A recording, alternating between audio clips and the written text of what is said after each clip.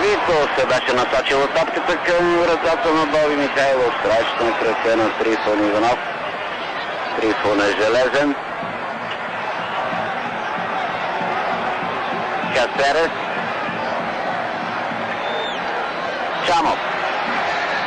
Даниел Боримиров срещу него. Чамов.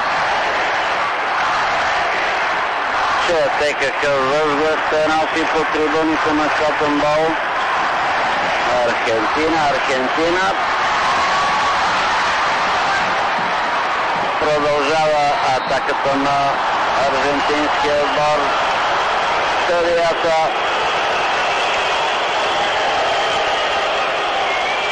Жуини отсъжда нарушение в полза на българите.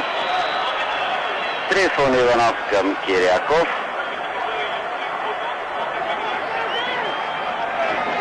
Балаков.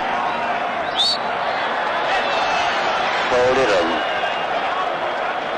от Кастерес.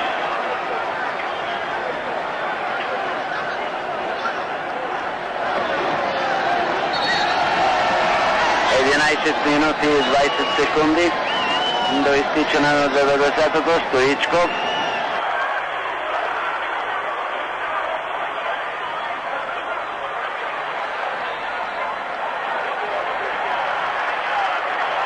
Отляво атака, ако не се лъже, левия защитник Медина, оставен на свобода. Не намери бързо продължение на тази атака.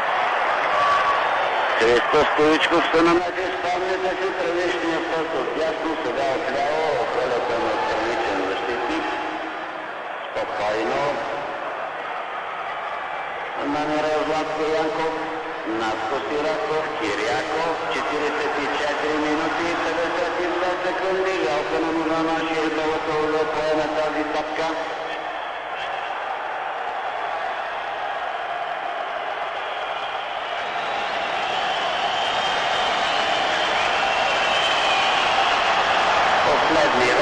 Нищо опасно за Боби Михайлов. Запълнете спокойствие. 45 минути 0-2 секунди. 0-1 по-точно. Ортега.